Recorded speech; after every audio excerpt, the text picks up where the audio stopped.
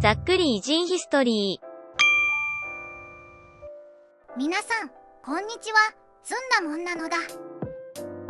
今回は世界中で愛される漫画作品ドクタースランプやドラゴンボールの生みの親で、代表作のドラゴンボールは2億6000万部の累計発行部数を記録して、史上最も影響力のある漫画家として伝説的なカリスマとなった鳥山明の一生を紹介するのだ。鳥山明の誕生。1955年4月5日、鳥山明は愛知県清須町で自動車修理工場を経営する父と母のもと2人兄弟の長男として生まれます。幼少期の才能。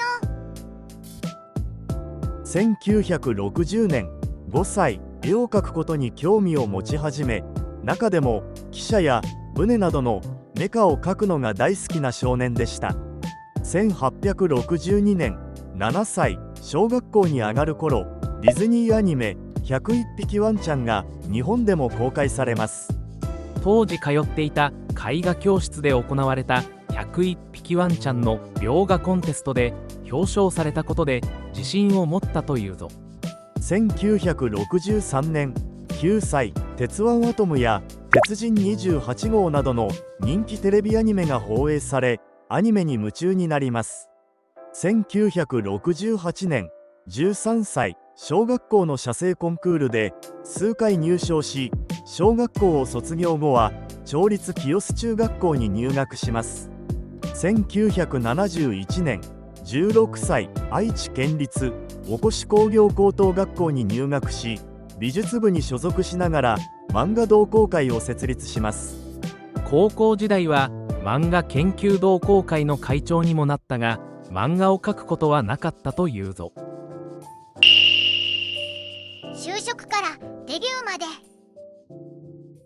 1974年、19歳、絵を描く仕事に就きたいと名古屋の広告代理店第一志向に就職します。1977年、22歳、平然と遅刻を繰り返すなど勤務態度は望ましくなく、約2年半で退職してしまいます。1978年、23歳、ある日、喫茶店で偶然手に取った漫画雑誌の「週刊少年マガジン」で新人賞の作品募集の記事を見つけます。入賞すると賞金50万円が手に入ることを知り、23歳の誕生日に初めて漫画を描き始めたぞ。同年、23歳、結局締め切りには間に合わなかったため、週刊少年ジャンプの新人賞に応募します。この時の応募作品が鳥山明の処女作となる「あわわワールド」だったが、入賞には全く及ばなかったぞ。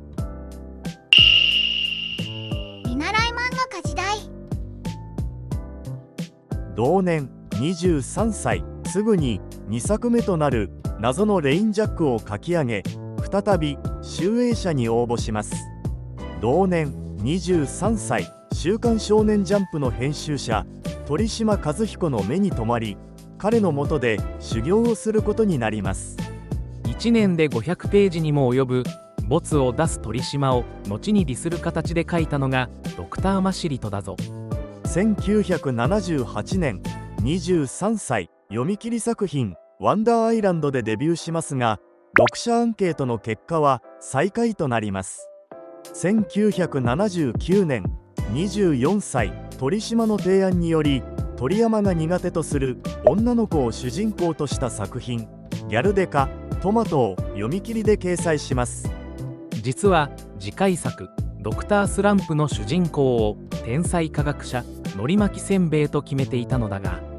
鳥島があられにした方が良いと提案し、ギャルデカトマトが読者アンケートで3位以内だったら主人公を女の子にすると約束して発表した作品だったぞ。ドクタースランプの大ヒット。1980年、25歳、ドクタースランプがあられちゃんを主人公に連載が開始され、瞬く間に人気作品となります。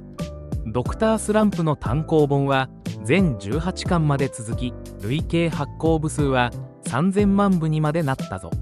1981年、26歳、ドクタースランプあられちゃんとしてフジテレビ系列の水曜19時枠でアニメ放送を開始します。同年、26歳、ドクタースランプが第27回小学館漫画賞少年少女部門を受賞します。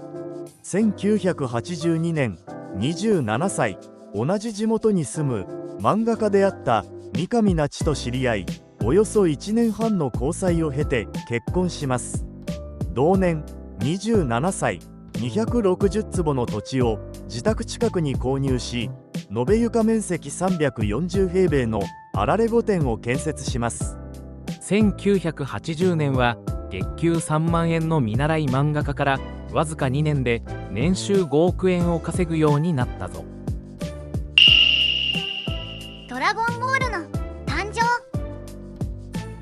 1984年、29歳、8月にドクタースランプの連載を終了し、11月にはドラゴンボールの連載を開始します。1985年、30歳、ドラゴンボール単行本1巻が発売され、翌年2月にはアニメ放送がスタートします。ドラゴンボールは全世界の総売上が約2兆5000億円で、その 5% が印税とした場合には125億円もの収入になるぞ。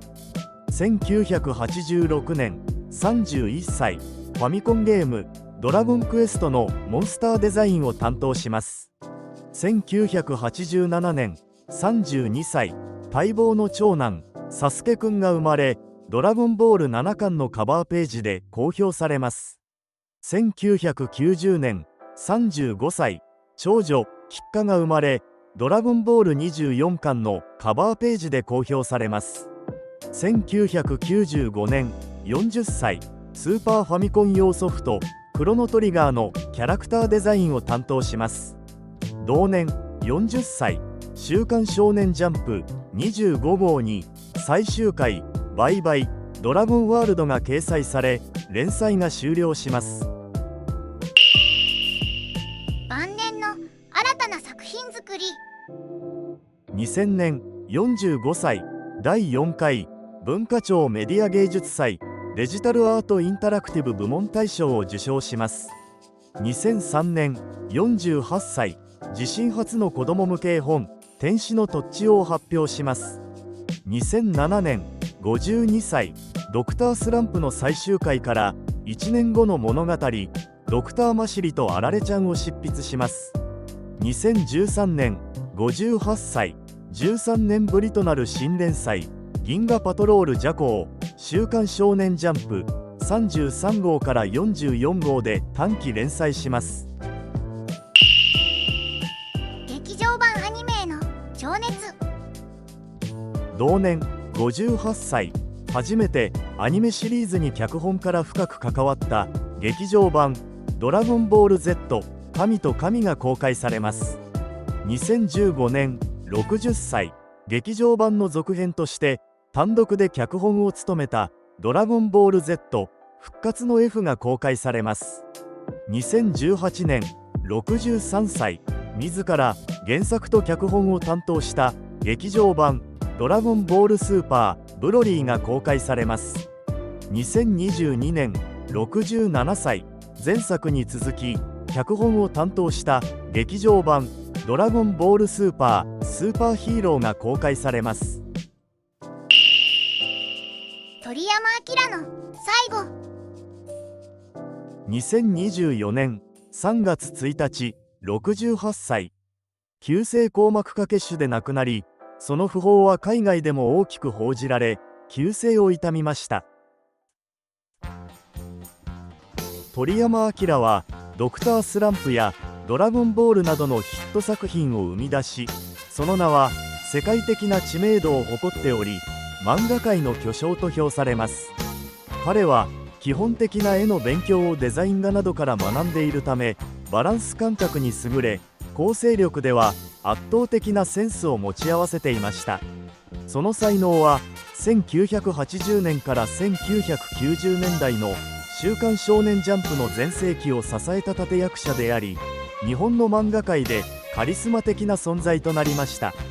また日本の漫画が世界に広まるきっかけを作った先駆者であり、史上最も影響力のある漫画家として伝説的な存在となった人物なのです。